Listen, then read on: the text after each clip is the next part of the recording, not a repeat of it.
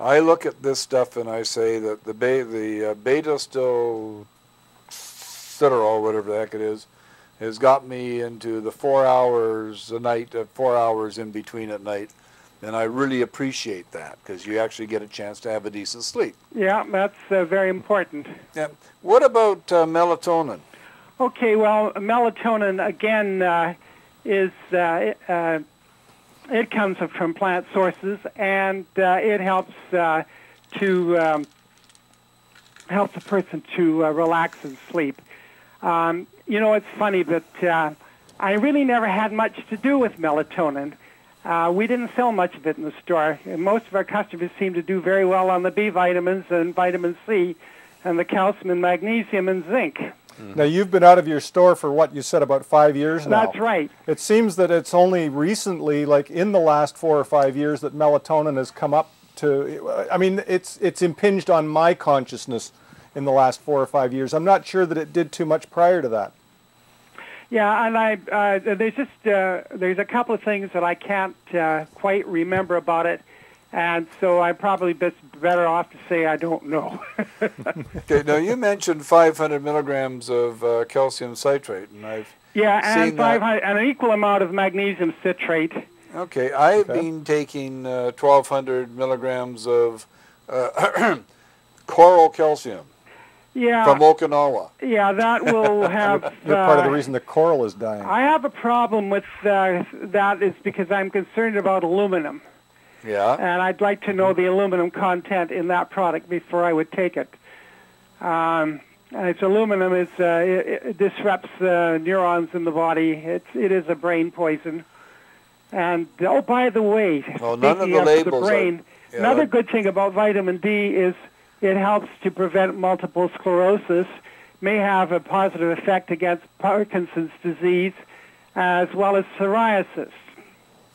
So how many people are deficient in vitamin D? Just about everybody in Vancouver? I would say everybody that's north of the Tropic of Cancer, for the very simple reason... That's a lot of people. People in Arizona can be deficient in vitamin D, even though they're high, in the high summer they get a lot of sun. But the trouble is, they're sitting inside their air-conditioned homes, and they're all dressed up in white. Well, sunscreen. And they put on the sunscreens, which also block the friendly rays of the sun, and also might give them a bonus of skin cancer-causing chemicals.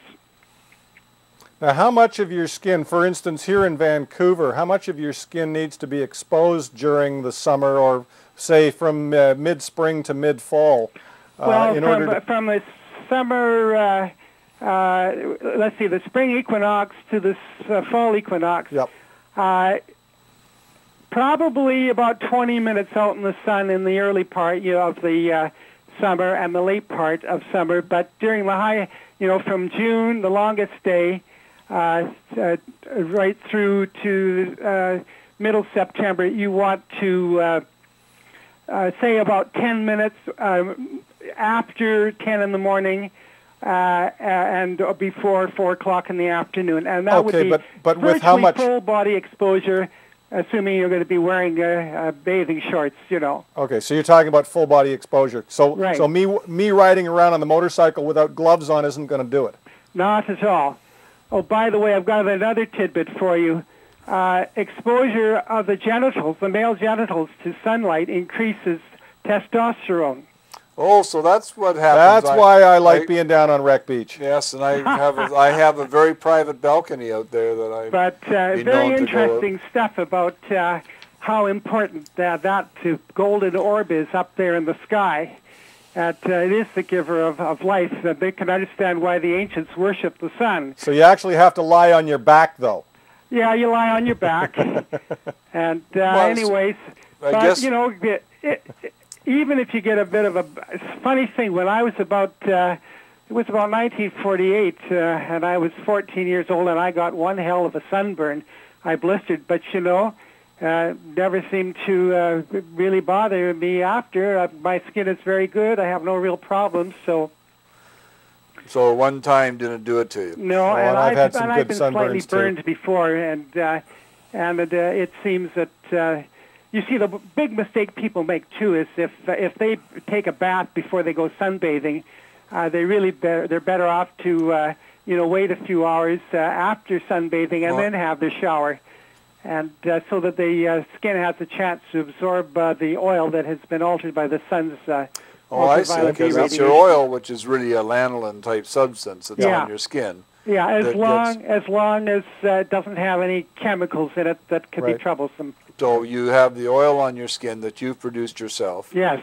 And you are in the sun. The sun affects that. I've been reading up on it, and some people are talking about driving around in your convertible for an afternoon in Phoenix. Sounds like you'd have to do it half naked, though. Gives you 5,000 units type of thing. Yeah.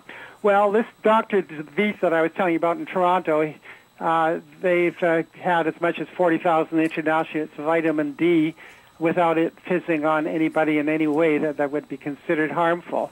And, of course, they were using just the 2,000 international units a day on these 15 men who had cancer of the prostate. And in a very short time, everything turned to normal. And correspondingly, and I told you about the toxic synthetic vitamin D2. Yes. You did. The U.S. National Cancer Institute had done a similar experiment on prostate cancer, about 17 men or so, and using the vitamin D2, they had no success at all. In fact, their condition got worse. Now, do you have these types of statistics on your website? No, I've got to dig them up. I know where they are. It's just a matter of it. I'm working on a website with a friend of mine, and I'm certainly going to get in touch with you and let you know where it is and how soon it will be. Well, in the meantime, if you would like to write an article, you can put it up on the david-ingram.com. Good. And put some links in there as well. Well, do you want me to put these? You've sent me some stuff here. Yeah, well, I'll put an article together for you and send it off. Sure. Okay, now, I want to play around with you on something else. What about raw food diets? And what about the 80-10-10 diet? Well, again, what's your opinion of those? Just like with raw milk, things have to be hygienic, although sometimes it doesn't hurt to get a little bit of soil in your gut.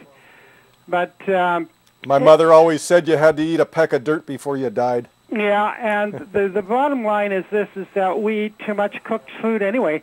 Like I mentioned about those sailors in the 1930s, they were, for some 35 days at sea, they were eating nothing but cooked food, and they were having trouble with their vision, among other things, and the surgeon that was with them recognized it for what it was, and as a vitamin D deficiency, and put them on vitamin D. I've got a book here that you can't see because you're not watching.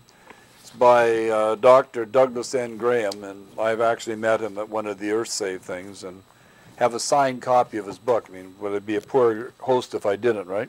Mm-hmm. And one of the questions he asks in here, or is asked of him, and he answers is, can I use vinegar in my salad dressing?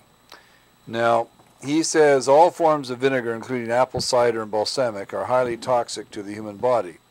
Vinegar is made by diluting 1 part acetic acid, a common poison found in any chemistry laboratory, in a bottle with the skull and crossbones with 19 parts water. And that's what the normal vinegar you buy in the supermarket is. It's someplace between 2 and 5% vinegar, and the rest of it's water. Well, you have apple cider vinegar. Well, and there's a difference there because the white vinegar is probably what he's referring to.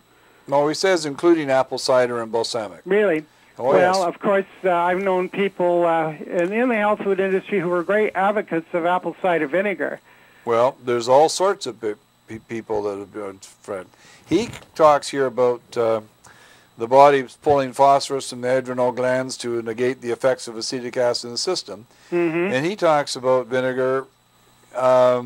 Just don't take it. It causes body weight issues, lethargy, headaches, classic bulging of the eyes, accelerates the aging process, body odor, pains in the heart, rapid pain, pulse, increased mucus production, chronic fatigue, and headaches. Well, I'd say that would be the case if these people had some vitamin deficiencies rather than blaming it on vinegar. And they must be using an awful lot of it to get those kind of conditions. Well, but